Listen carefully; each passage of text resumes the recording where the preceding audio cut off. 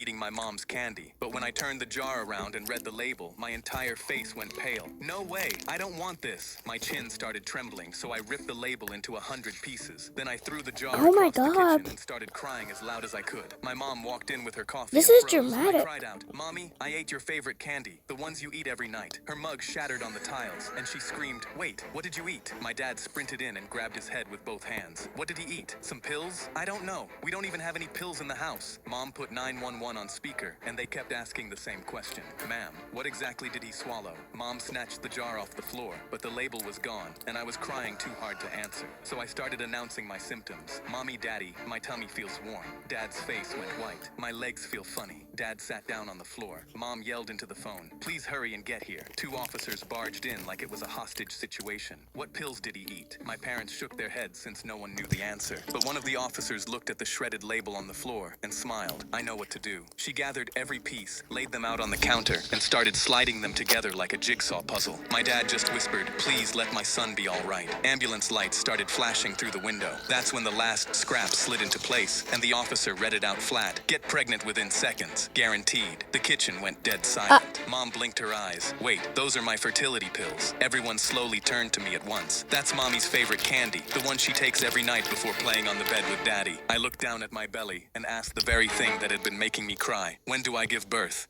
I was sitting on the kitchen floor eating my mom's candy, but when I turned the jar around and read the label, If you were given $1 million to survive one of the... Want to see your 3-inch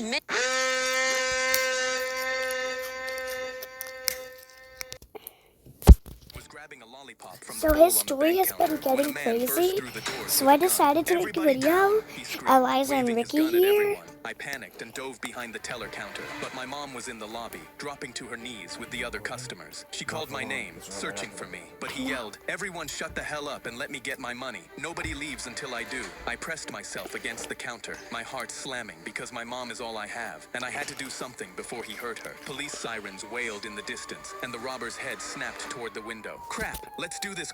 Okay, guys, I'm sorry if I sound a bit cold. I just took a shower, so yeah. And we're watching his story. Oh yeah, we're basically unpausing, okay.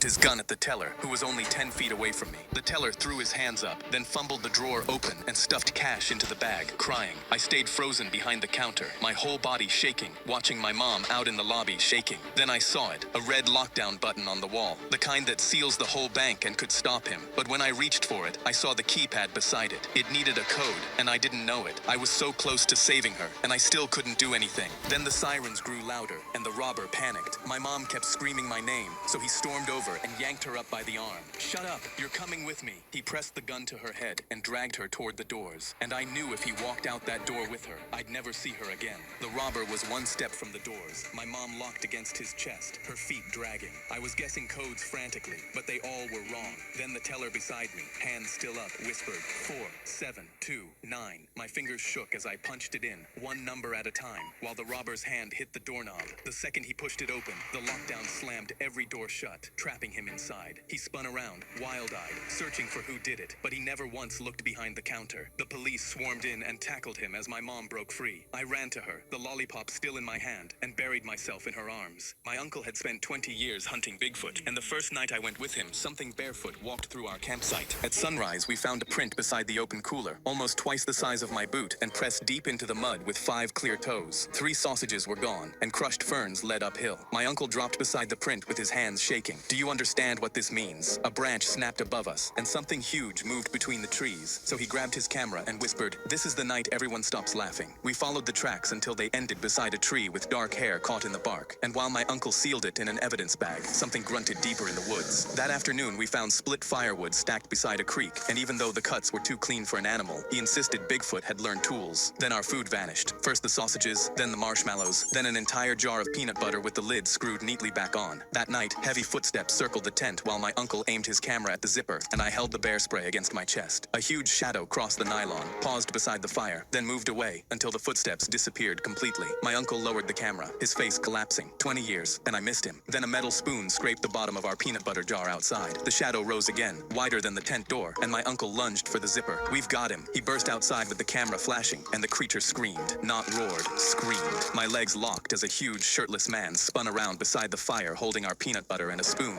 hair covering his shoulders, chest, back, and most of his face. He wore hiking shorts, wool socks, and one sandal. "What is wrong with you people?" he yelled, covering himself while my uncle kept taking pictures. Behind him sat a normal campsite with a hammock, coffee pot, folding chair, and paperback face down on a stump. The footprints were his, the hair was his, and the grunting was him chopping wood. My uncle lowered the camera. "You're not Bigfoot?" The man stared at him. "I'm Gary." He pointed to a sign nailed to a tree. "Private campsite. Please leave Gary alone." The fear drained out of me so fast, I had to bite my cheek to keep from laughing. Gary screwed the lid onto our peanut butter and disappeared into the woods, muttering, "Every single summer." I was riding the elevator up to my apartment when it jolted and stopped between the 6th and 7th floor. The elevator cables groaned. My heart stopped because I'm a mechanic and knew that sound. Oh no. One wrong move and the cables would snap and we'd drop all the way down. I reached for my phone to call for help, but my phone was dead. But I wasn't alone. A kid was next to me. He grabbed his phone and immediately pulled it up, smiling. "Chat, I'm stuck in an elevator. Tune in and drop a galaxy." He was live on TikTok. "Kid, don't move. This thing could fall and kill us." But he wasn't listening to me. He was reading his comments. The comments were going crazy. "You won't jump. Jump and I'll send a galaxy." The kid smiled ear to ear. "I won't jump? Bet." I screamed, "No, don't." But before I could grab him, he jumped and the whole elevator dropped a foot with a violent screech. We both slammed against the wall. His live was gaining more viewers. I knew I had to do something, and my years as a mechanic kicked in. We were stuck between floors, so I pried the doors open to climb down to the floor below. But the second I leaned into the gap, the car slipped lower and a cable snapped above us. Now just a few cables left. The kid pointed his phone at me, laughing. "Chat, this unk is trying to kill us." The comments flooded in, calling me a loser. Then the kid, trying to impress them, jumped up and grabbed the ceiling hatch. "Guys, watch this." He was trying to climb it, but as he pulled himself up, the elevator dropped again. We were hanging by a thread now, seconds from falling. I was convinced my death was going to be recorded on this random kid's live. I grabbed the kid and braced for the fall. Then out of nowhere, banging above us, "Fire department, hold on!" They pulled us up through the hatch just as the last cable snapped and the elevator crashed to the bottom. I was on the verge of tears. "How did you know we were stuck?" The firefighter pointed at the kid's phone. One of his viewers saw the live, recognized the building and called us. You'd be dead if he wasn't streaming. I turned to the kid, expecting him to be shaken that he almost died. But instead, he said, "Chat, if you want more content, send a galaxy." I was watching LeBron highlights when I turned to my girlfriend and told her I wanted a LeBaby. She looked up from her phone. "A what?" "A LeBaby. The next LeBron. Someone has to carry the torch. Doesn't he have his own kids? They couldn't hold it. Not like him." I grabbed her hands. "Babe, I need you to see my vision." She finally nodded. That evening, I turned the guest room into a nursery, purple and gold, and ordered a newborn Lakers jersey with Braun on the back. I was committed to spawning greatness. That week, she signed up for yoga to strengthen her core for the LeBaby and started going almost every day. One afternoon, I swung by and caught her giggling at something her trainer Tyrone said. The second she saw me, she scrambled up and hugged me. "I'm pregnant, baby." I was so happy I cried for an hour, then walked over and thanked Tyrone for helping us get pregnant. My girlfriend just smiled. "He's really good at stretching me." I told him to book her extra sessions, so my LeBaby got the best treatment. 9 months later, I was in the delivery room, Lakers headband on, LeBron's hype speech on the TV while she pushed, tearing up before he came out. The doctor laid him on her chest, and her whole face crumpled. She yanked the blanket to his chin, eyes shooting to the door. I leaned in, froze, and held my pale arm against his. The colors weren't close. I looked at her, just as white, then back. We were both white. He was not. She opened her mouth, but I raised a hand, my face cracking from confusion into a grin as I hopped in place. I see it now. She went pale, but I was already on my knees, hands to the ceiling. The Lee Divine heard me. I prayed for a LeBaby, and he sent me a LeBaby. I scooped him up like the championship trophy and held him to the light. "Welcome to the world, Braun." My girlfriend exhaled like she'd been holding her breath for 9 months. But that's just what spawning greatness takes out of you. I shot up out of bed the second I heard glass shattering, grabbed my trusty bat Dude, from it's underneath, probably and the guy flipped in the up stairs gym. before it.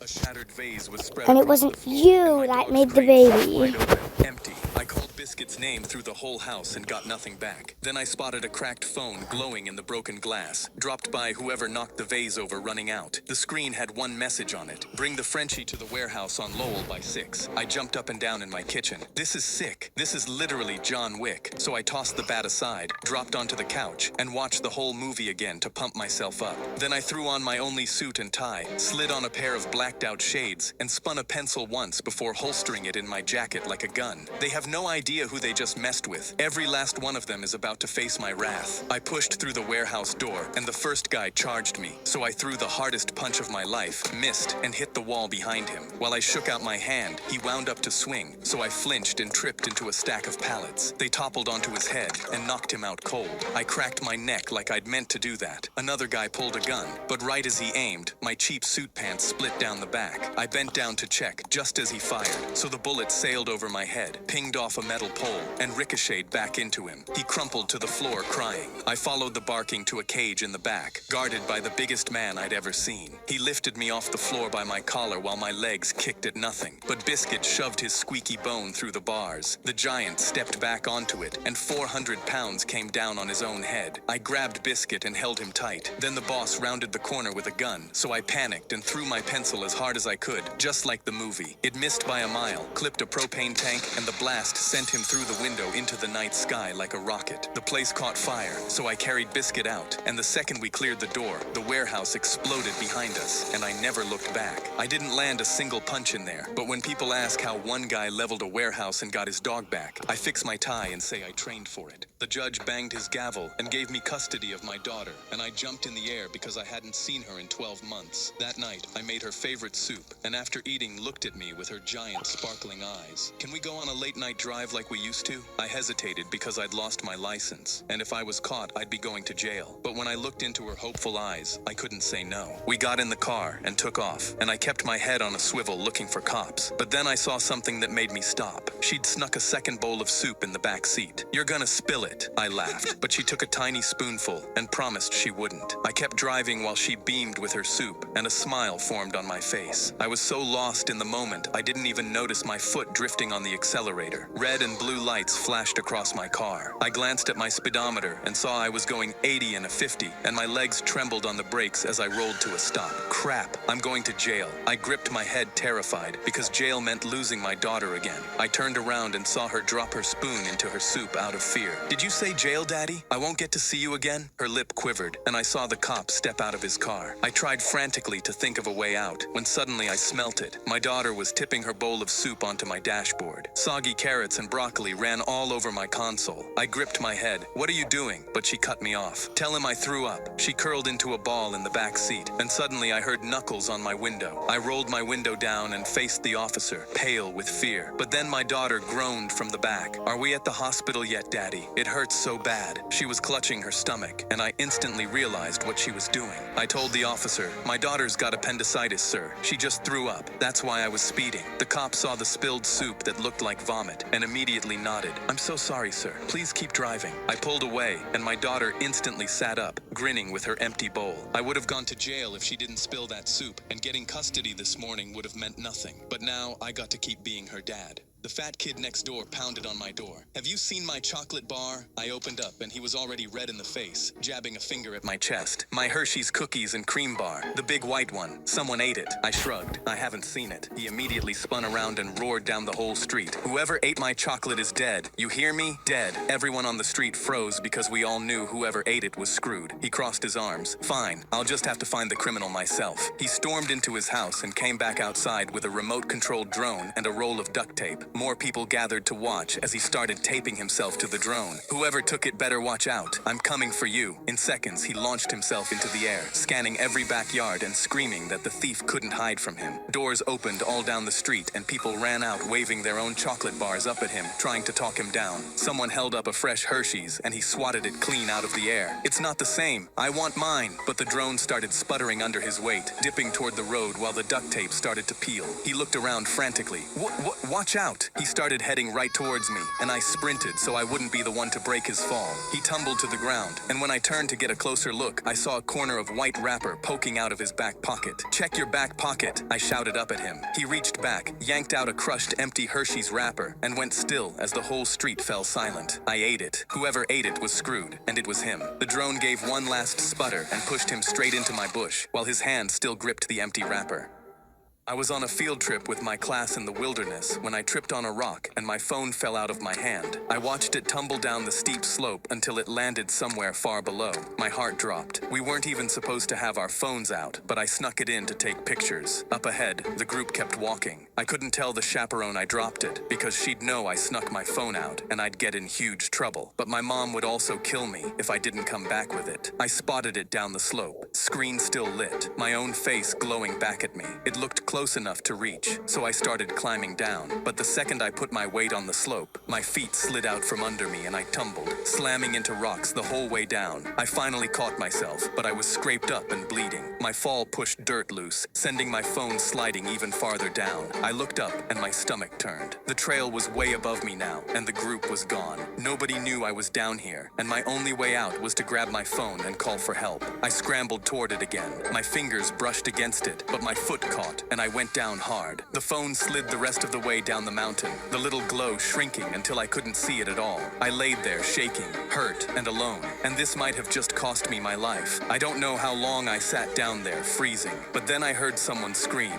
"I think I see him!" I jumped up and saw a chaperone climbing up the slope toward me. I started sobbing as she pulled me up and wrapped me in her jacket. When we finally got back to the trail, I asked, "How did you know I was down here?" She reached into her pocket and pulled out my phone. The screen still lit with my face. "This slid all the way down to the trail. We saw your picture on it and realized you weren't with the group." She handed it back to me. The phone I almost died trying to save was the only reason they found me at all. "Also, we told your mom what happened. She says she's going to kill you." My girlfriend's son charged at me until I fell over on my stomach and jumped up and down on my back screaming, "Are you my new daddy?" I took a deep breath, and when his mom mouthed, "Sorry," I plastered on a fake smile and mouthed back, "It's all good." Because even though I knew she had a son, I didn't know he was crazy, and part of me didn't want this anymore. How was I supposed to tell her that? When it was time to sit down and eat the homemade lasagna I'd made, Ben twisted a loose bloody tooth out of his mouth and shoved it in my face. "This is for you. You can use it to get money from the tooth fairy." Turned to my girlfriend and asked if she wanted to go on vacation, just the two of us, because I signed up for a girlfriend, not a kid who used my leg as a jungle gym. But she smiled ear to ear. My son would love that. And a few weeks later, when we were at the hotel, Ben was starfished across my chest, painfully plucking the individual hairs on my arm. His mom kissed his head and grabbed her purse. "You guys are so cute. I'm leaving to get ice. Enjoy your bonding time." I yanked myself out of bed and reached my hand out. Wait, but the door had already clicked shut behind her. I quickly grabbed his backpack and took out the drawing that was sticking out. "What's this, buddy?" I knew if I didn't make conversation with him, then he'd find a way to attack me again. He whispered, "Open it." I unfolded it, and at the top read the words, "Draw your family," and below there were 3 stick figures. The one labeled Dad had 2 different colored eyes, and I knew it was supposed to be me, except he'd drawn it off to the side. I didn't want to draw us all together yet, in case you didn't actually become my new daddy. I read the drawing twice, and my heart broke. The whole time, Ben was just a child who wanted a family. I took out a green crayon and drew a circle around the 3 stick figures. "Look, we're all together." Ben saw what I'd done and charged at me until I fell over on the bed. But this time, I reached my arms out and hugged him back. I'd spent weeks trying to get him off me, but I wasn't putting him down now. The new Japanese kid tossed his apple in the air, drew a samurai sword from his backpack, and split it into 6 pieces before it hit the tray. Our whole table covered their mouths with their hands in shock. The kid caught a slice on the blade, ate it, and shrugged like he'd peeled a banana. I tapped him. "Dude, how did you do that?" He wiped the steel on his sleeve. "My family used to be samurais. My dad taught me a few tricks." I whispered, "Dude, you gotta hide it from the teachers, or the principal will have you expelled." He shrugged like he didn't care, and when someone threw a grape across the table, he split it mid-air without blinking an eye. People kept going, and someone threw a sandwich, which he cut into perfect triangle slices. A potato, he slices into fries. And just as someone was about to throw a birthday cake at him, the doors banged open, and Principal Collado shoved through the crowd, ripped the sword out of his hands and held it over his head. Arts and crafts stay in the art room. The kid rose out of his seat and shook his head. Sir, this is not arts and crafts. This is a lifelong family custom. Collado laughed in his face. Okay, karate boy. I've done sword fighting since before you were born. He pointed at the kid's chest. Beat me in a one-on-one fight, and you keep your little tricks. Lose, which you will. And I will never hear about this again. The kid just nodded. They walked to the yard, and the entire school followed them outside. The kid unrolled a cloth from his bag and stood up with 2 wooden practice swords. He tossed one to Collado and kept the other. Collado came in swinging, wild looping cuts. Come on,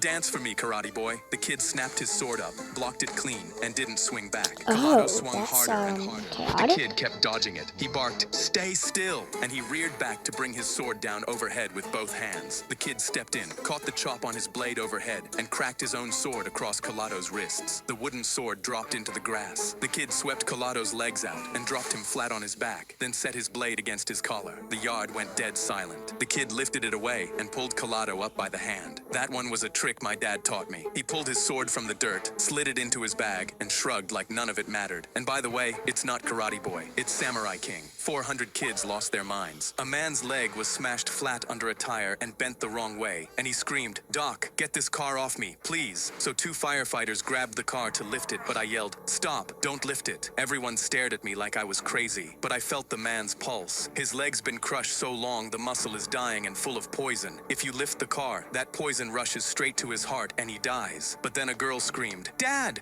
please just lift it off him, please," while firefighters held her back. And I knew I couldn't let her dad die in the street. The man grabbed my arm. "Doc, just lift it, please. My daughter needs me," but he'd be dead in seconds if I freed him. But the crowd heard him begging and ran to lift the car, and I quickly threw my arms out. "Touch that car and you kill him." Someone shouted, "You're lying about poison while he dies. Just lift the car." So I pulled a needle and a vial from my bag and filled it with medicine. The poison is called potassium. A little is normal, but too much makes the heart stop. The car is keeping the poison trapped in his leg, and that's keeping him alive. I stuck the needle in his arm and pushed the medicine. This keeps his heart safe from the poison. Just give it 1 minute to work, and then we lift. But the man cried, "I can't feel my leg." That's when the girl broke free and dropped beside him. "Daddy, don't leave me." But he choked out, "I love you, baby." The girl cried harder while the crowd waited for my signal. I watched the seconds tick by as he went pale and his eyes closed, but his heart was beating steady. 30 seconds, and the girl held his hand tighter. 20 seconds later, I waved everyone over. "Get ready, we're almost there." They gripped the edges, everyone sweating nervously, and the girl sobbing hard. 3, 2, 1, lift. The car came up, and a fireman pulled the man free and loaded him onto a stretcher while the man sobbed, "Thank you, thank you." But later that night, he woke up screaming, "My leg! Where's my leg?" I rushed into his room. The car crushed it too badly to save, but he grabbed at the empty spot, screaming, "Give it back! This can't be real." But then his daughter grabbed his face. "Daddy, it's okay. You're still here. That's all I wanted." And that calmed him down, so he wrapped his arms around her. And he only got to do that because I never let them lift that car too soon. I gripped the railing of the cruise ship with shaking hands when I felt a cup of cold water hit the back of my head. I spun around and saw Gary pointing me out to the whole pool deck. "Everybody look, the kid who's scared of water came on a boat." I'd booked the cruise to finally beat my fear of deep water so bad I couldn't go swimming with friends. But 3 days in, gripping that rail was as close to getting in as I'd gotten. Gary figured that out and made me his entertainment. By the next morning, he had all his friends laughing at me every time I walked past. There he is, the biggest coward on the ship. But that afternoon,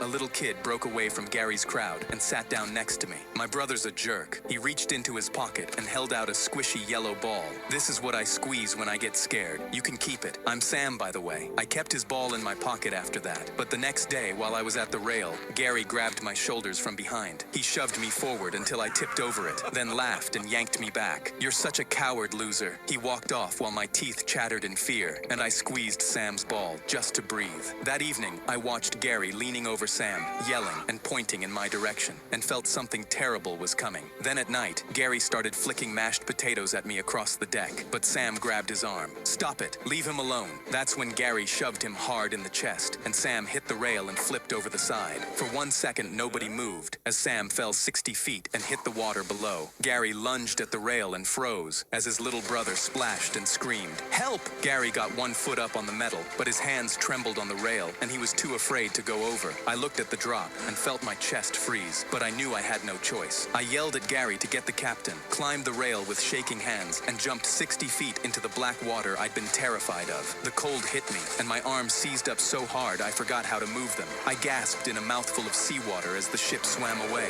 while Sam thrashed a few feet from me and kept going under. I swam toward him, and my lungs burned because I didn't know how to swim, and was sure I'd drown right next to him. But then Sam caught my shoulders and climbed, and I pulled his squishy yellow ball from my pocket and pressed it into his palm. "Squeeze it, Sam." His whole body relaxed as he did, and I held on to him, kicking just enough to keep our heads above the water I'd feared my whole life. A life ring finally slapped down beside us, and I cried as they pulled us on board. Sam hugged me, still holding his stress ball, while Gary stood frozen at the rail, his face red That with is a embarrassment chaotic and fear. story. Turns out he was the coward who couldn't get in the ocean after all. I walked past my computer and saw my daughter.